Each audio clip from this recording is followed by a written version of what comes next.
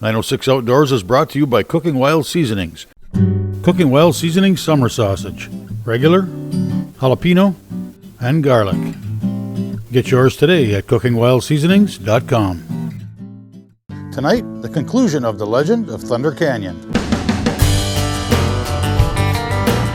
9 million acres of forest, 1,700 miles of continuous shoreline, 4,300 lakes, 12,000 miles of streams, more than 300 waterfalls, 15 counties, 2 time zones, and 1 area code. Welcome to the Upper Peninsula. Welcome to 906 Outdoors.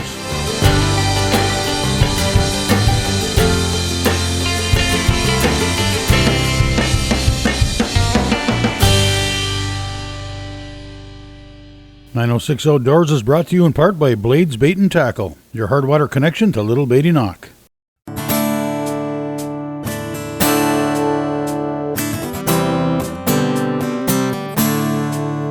If you really want to get that big buck, you can't give up. You have to believe, you have to keep going.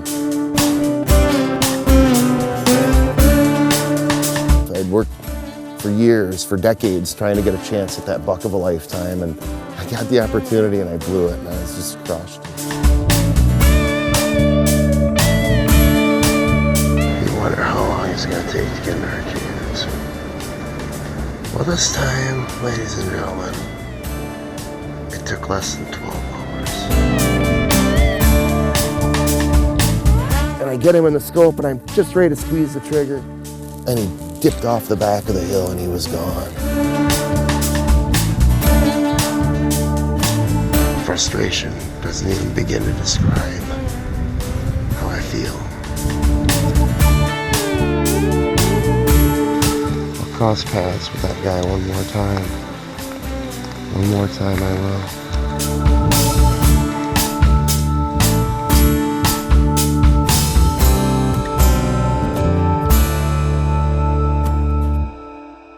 I'd worked for years, for decades, trying to get a chance at that buck of a lifetime, and I got the opportunity and I blew it, and I was just crushed, and went home that night, and it was just the most empty feeling, and walked through his old haunts, and I found that his scrape lines were active again. He had rubbed the same trees as last year, and I knew he was back. And you know, this whole time, every time I would tell the story and share the book with people and they'd read it, they'd be excited for me. I'd get a chance to go back and hunt, and I was excited too, but I also knew the reality of it. You know, the chances of actually seeing the same deer, the chances are astronomically low. It's like trying to find a needle in a moving needle, that is, in a never-ending haystack, in an infinite haystack, and I knew the odds were stacked against me. It's opening day, 2016. Sitting here in my spot on the scrape line, 30 Point Mountain, kind of the territorial legend of Thunder Canyon. The Thunder Canyon is up ahead of me to the north. So it's about 9:30 this morning, and I haven't seen a dang thing. I sweated my butt off getting in here, so I'm a little cold. Not cold, but just bored. It hurts my back to sit here, and it's a big woods, and so I gotta go. I gotta go find him. He's a needle in a haystack, and he's moving. I can't just sit here and wait for him to come to me.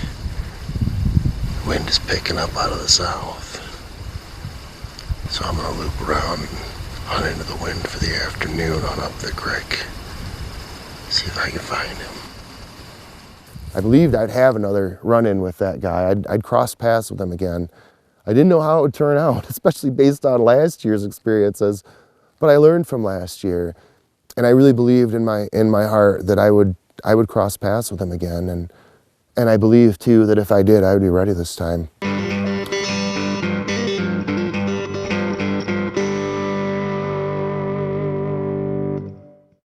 906 Outdoors is brought to you in part by Christ, your Northwoods neighborhood store.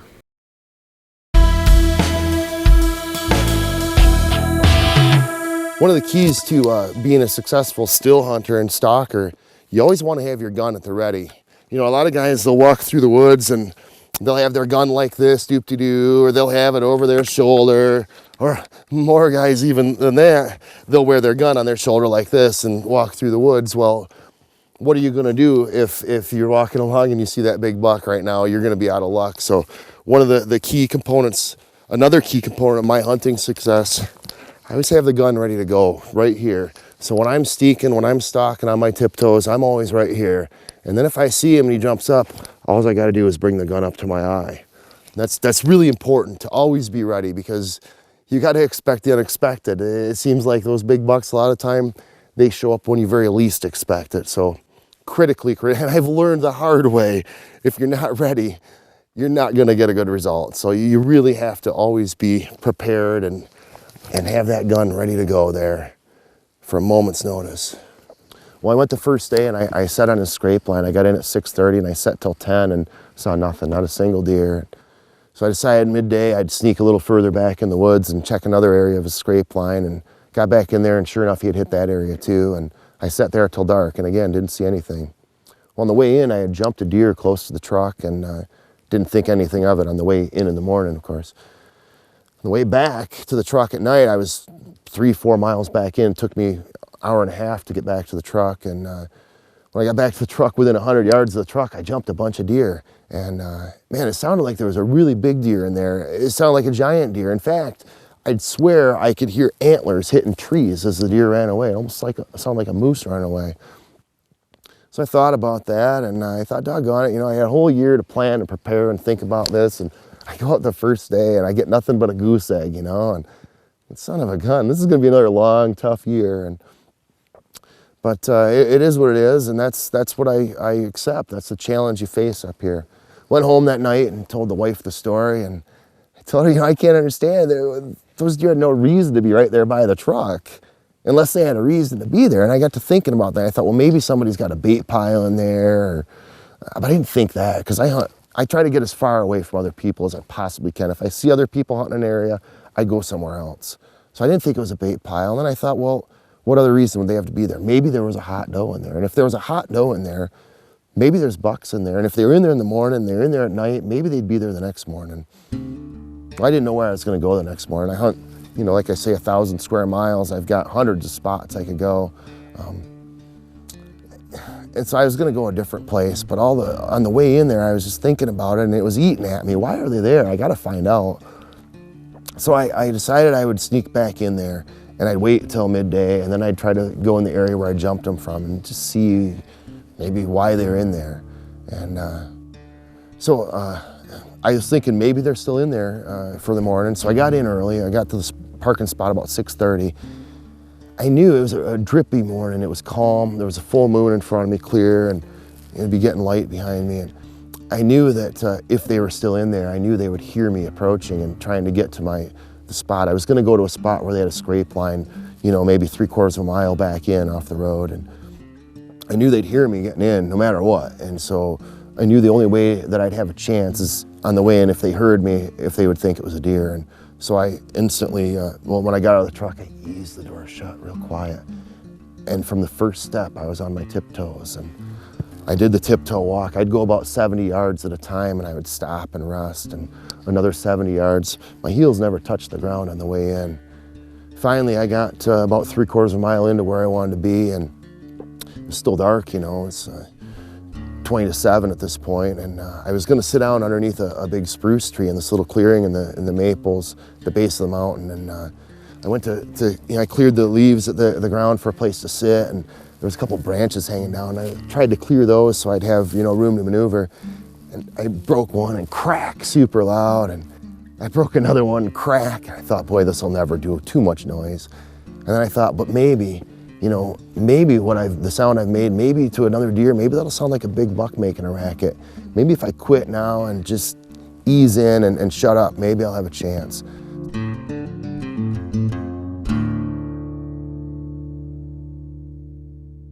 .906 Outdoors is brought to you by Race Driven. Get in touch with your adventurous side and find your drive with Race Driven. As an online retailer, dealership, and manufacturer, we can provide power sport enthusiasts with virtually any part or accessories for ATV, UTV, and motorcycles. Customer driven, quality driven, race driven.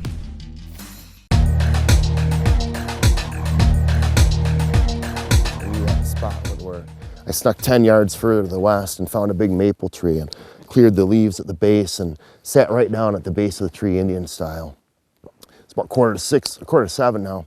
And so I'm sitting there and it's dark and the moon is in front of me, the super moon waning, and it's just dawn is just starting to fill the sky behind me. And I'm listening and I can hear drips in the distance, 100 yards away. And every time I'd hear a drip, my ears would kind of radar and focus on the drip. And I heard an owl hoot in the distance and I thought, well, that's a neat thing to hear. And I heard a duck quack in the distance, something you don't normally hear during deer season. Well, that's a neat thing to hear.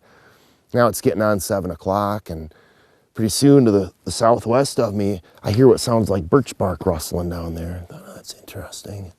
I listen. Pretty soon I hear, shh, shh, shh. Sounds like an animal moving 150 yards southwest. And for sure, I heard a deer coming. I got my gun ready. Shh, shh, shh. I can hear him coming closer. And so I get ready. I'm sitting on my butt. My gun is in my hands. And shh, shh, shh. And he's coming. And I can hear him coming. And he sounds like a big buck would sound. At 50 yards, I can see movement in the maples. And I get the gun ready. And at 40 yards, I can see the shape of a deer, and it's for sure a deer, a single deer. Shh, shh, shh. Here he comes. He's quartering towards me. And at 35 yards, he goes through an opening, and I can see the shape. It's a big deer. Shh, shh, shh. And between the morning dawn and the super moon, I could see, and it looked like a ghost. It looked like a giant buck. At 25 yards, I look with my naked eye, and I can see what looks like an inconceivably large buck, an impossibly large buck. I can't even believe my eyes. I blink and I look again and I see the same thing. And he got into the opening about 20 yards and I brought my scope up. By this time, he's almost to the right of me, so I can't have the gun well seated in the shoulder. I've got to kind of put it behind me and lean over this way. And so I do that and I lean into the scope and I look. And again, I see inconceivably large buck, an impossibly large buck. The biggest buck I ever saw in my life. And I looked and it looked like a giant buck. And I didn't take a second even to look, it just looked huge.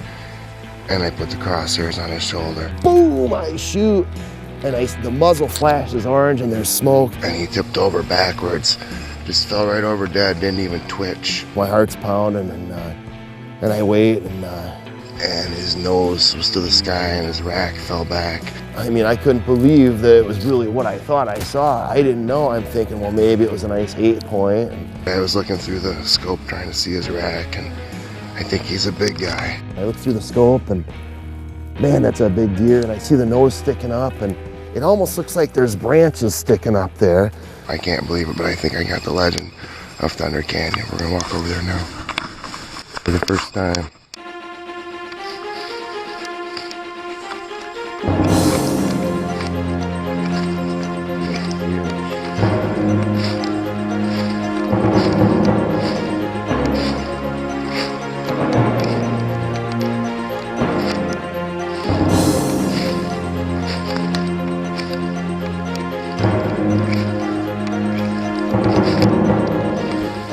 Big deer. Look at that big wide rack. It's the legend of Thunder Canyon. It's him.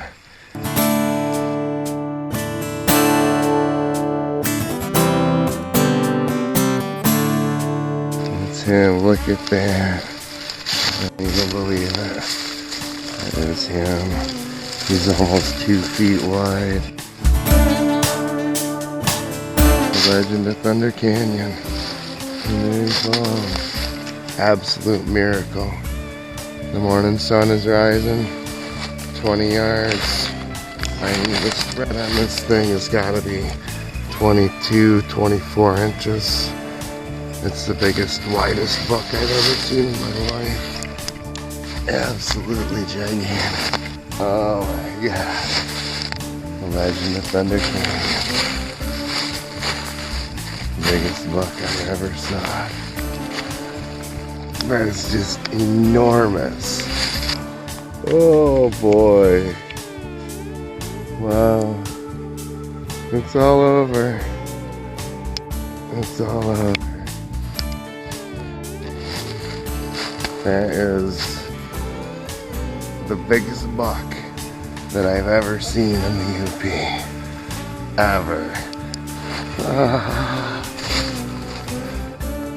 Oh my gosh. Rest in peace, old fella. Rest in peace. Somebody was gonna get you, and I'm gonna respect you. I can't believe it. It's gotta be 22 inches wide. That's the biggest, beautiful buck I've ever seen in my life. I can't even believe it. It's a legend of Thunder Canyon. It's been years in the making, and finally did it.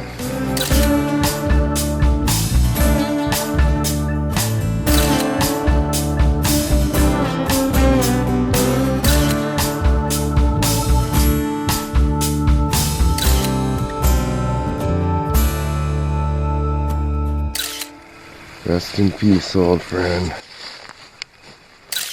Today's show is brought to you in part by Rapid River Knife Works. Rapid River Knife Works is the largest custom knife factory showroom in Michigan. Hunting knives, pocket knives, and kitchen knives. Watch your custom knife being made and engraved. Free laser engraving with your personal message or company logo. Lifetime warranty on every knife and free sharpening. Bring the family and visit Rapid River Knife Works today.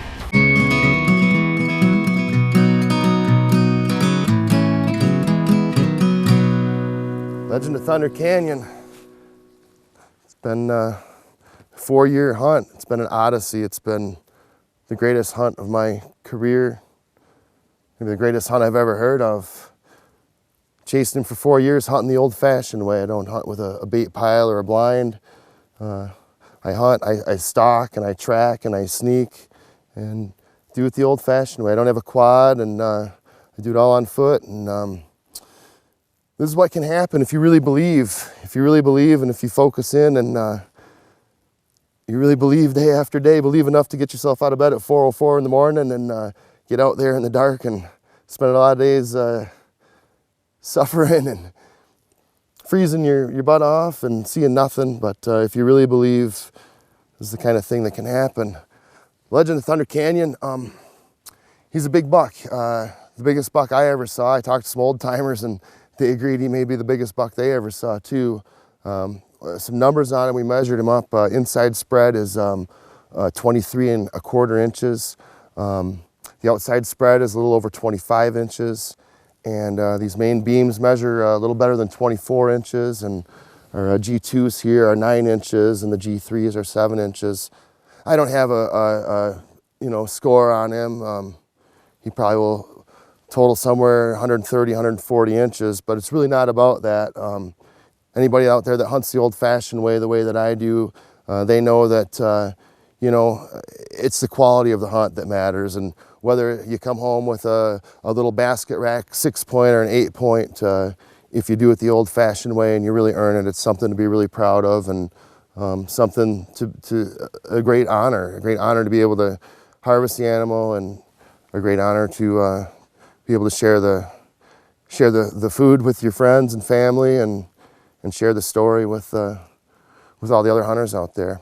I missed this guy twice in 2015, 2 days in a row, and it's hard to describe the feeling of frustration and despair after you work. I've been working for 20 years, 30 years to get a guy like this, and to have that chance and to blow it not once but 2 days in a row, it's indescribable, the feeling of frustration and disappointment. And I lived with that for a year, and I guess as a form of therapy, and also a way to share the story, because it was such a long 3-year saga.